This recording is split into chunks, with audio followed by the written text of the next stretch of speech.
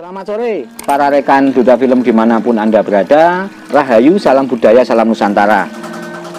Sekilas saya akan menceritakan tentang perjalanan patung Joko Dolok. Penemuan patung itu kalau nggak salah di tahun 1812. Awal mulanya patung itu ditemukan oleh masyarakat yang sedang membuat gudang bulog. Tepatnya ada di desa Andang Gajah yang berada di Bejijong, Mojokerto. Tahun 1817 patung itu dibawa oleh serdadu-serdadu Belanda untuk diangkut ke negaranya sana. Tapi di tengah jalan patung itu kan kececeran dan tidak bisa diangkat kembali. Patung Joko Dolok itu adalah sebuah prasasti yang menceritakan tentang pembagian dua wilayah, di mana di masa pemerintahan Raja Erlangga sama Empu Barada akhirnya dibagi menjadi dua wilayah, Panjalu sama Jenggala. Patung itu ditemukan di bawahnya gudang bulog. Jadi orang menyebutnya waktu itu ya patung Jogo Bulog gitu. Orang Belanda menyebutnya patung Goldeldok. Ya mungkin orang Jawa dengan lidah yang bermacam-macam, tutur tinular dari mana-mana, akhirnya menyebutnya Joko Dolok. Padahal itu sebenarnya prasasti Wurare, pendarmaan seorang raja dari Singasari yang bernama Raden Kertanegara, ataupun mertua dari Raden Wijaya, Raja pertama Majapahit. Kertanegara adalah seorang Bhairawa Tantra, sebuah arca Siwa Bhairawa Kertanegara yang kini berada di Tropen Museum Leiden, Belanda, menunjukkan bahwa Raja Singasari terakhir, yakni Sri Maharaja Kertanegara, adalah penganut setia Buddha Tantrayana. Pada tahun 1292 Masehi, saat Kertanegara sedang mengadakan ritual Panca Makara Puja, tiba-tiba kerajaan Singasari yang dipimpin oleh Sri Maharaja Kertanegara diserang oleh pasukan dari Jayakatwang.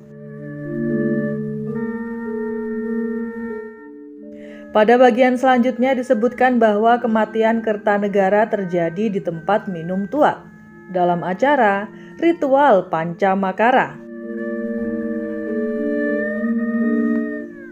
Kidung Harsawijaya juga menyebutkan bahwa Kertanegara sedang mabuk-mabukan saat diserang oleh Jayakatwang. Padahal saat itu ia sedang melaksanakan upacara Tantranaya. Prasasti Gajah Mada juga menceritakan tentang banyaknya pendeta dan para Mahawarada Mantri yang mati bersama Kertanegara saat melaksanakan upacara untuk mendatangkan Kalacakra yang akan tetapi kedahuluan oleh serangan Jayakatwang yang datang menyergap.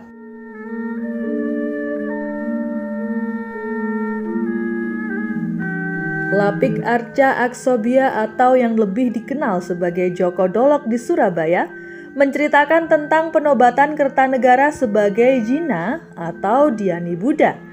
Joko Dolok itu adalah arca perwujudannya. Setelah wafat Kertanegara disemayamkan, dibakar lalu abu mayatnya dimuliakan di Candi Jawi sebagai Batara Buddha Siwa di Sagala bersama permaisurinya Bajra Dewi sebagai Jina atau Wairacana dengan Locana di Singasari yang dimuliakan sebagai Bhairawa.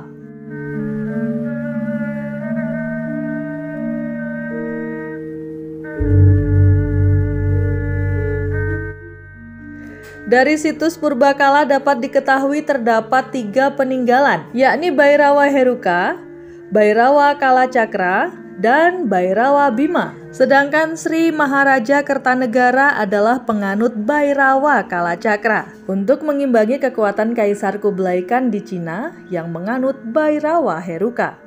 Sementara Kebo Paru yakni Patih Singasari, juga menganut Bhairawa Bima untuk mengimbangi Raja Bali yang karismatiknya sangat tinggi di kala itu.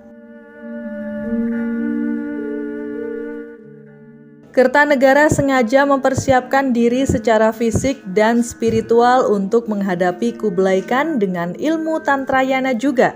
Dan setelah merasa kuat, ia pun berani menolak utusan Mongol yang datang pada tahun 1289 dengan kasar, yakni sampai mengiris telinga dari utusannya. Dalam menuju puncak kemegahan, Kertanegara tak hanya menguasai kekuatan gaib di alam semesta, dia pun menguasai kerajaan secara nyata.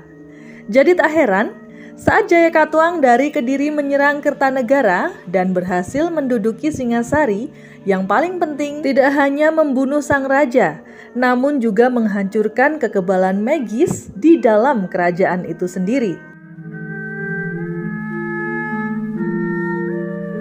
Arca peninggalan masa Kertanegara yang kini tersimpan di Pusat Informasi Majapahit di Trowulan hancur bukanlah karena proses alam termakan usia, melainkan sengaja dihancurkan agar magis tantranya hilang. Maka sarananya juga harus dimusnahkan dulu.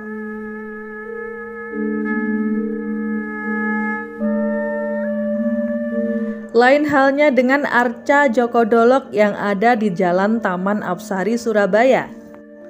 Arca ini merupakan salah satu cagar budaya yang pada mulanya ditemukan di Desa Kandang Gajah, Trowulan, tetapi arca tersebut kemudian dipindahkan ke Surabaya oleh residen desa. Namun terdapat pendapat lain juga yang menyatakan bahwa Arca Djoko Dolok bukanlah dipindahkan, melainkan jatuh di tengah jalan dan menyebabkan arca-arca yang dibawa kala itu berceceran di lokasi jatuhnya arca tersebut.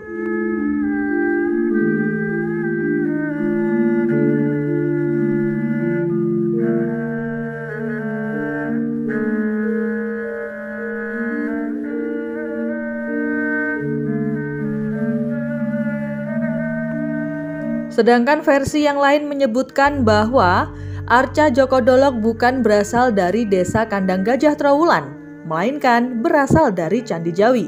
Pendapat tersebut menyatakan bahwa Arca Djoko Dolok merupakan arca Aksobia yang menghilang dari Candi Jawi karena tersambar petir.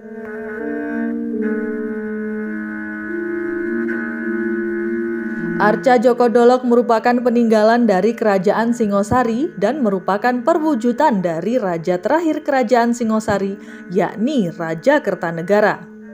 Arca Djoko Dolok dipahat oleh seorang yang bernama Nada dan pembuatannya dilakukan sekitar 3 tahun sebelum Raja Kertanegara meninggal karena dibunuh oleh tentara Jayakatwang.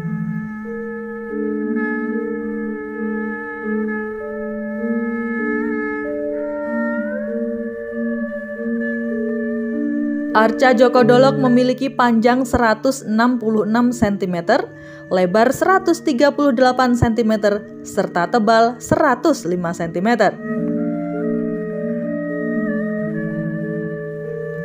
Arca Djoko Dolok digambarkan dengan kepala gundul, di mana tangan kiri berada di atas pangkuan, sedangkan tangan kanan menelungkup di atas lutut.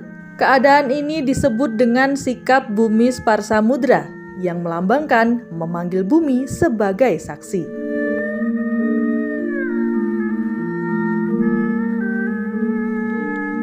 Pada alas sandar arca tersebut terdapat prasasti dengan bahasa Sansekerta yang berisi 19 bait yang mengandung 5 makna sejarah yang berkembang pada masa itu, yakni mengenai perebutan kekuasaan terhadap pembagian tanah Jawa menjadi Jenggala dan Panjalu, di mana pada akhirnya keduanya dapat disatukan kembali oleh Raja Wisnuwardana.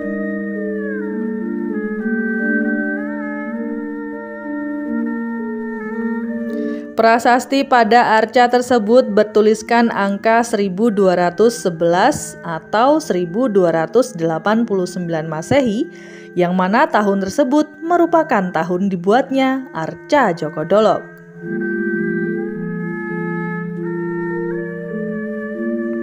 Selain itu, Prasasti tersebut juga berisi tentang pembagian kerajaan Airlangga serta penobatan Raja Kertanegara sebagai Buddha. Baiklah pemirsa, demikian tadi informasi tentang Arca Djoko Dolok yang dapat kami sampaikan.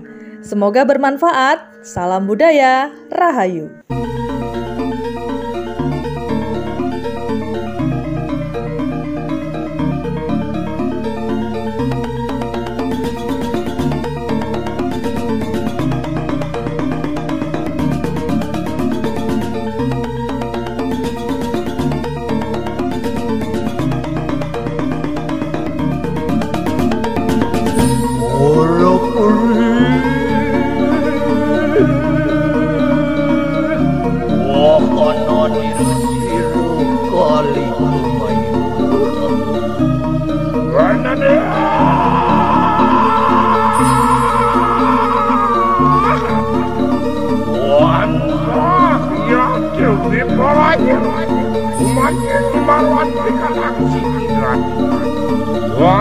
Kanang kue king palu wan kilo yang menari.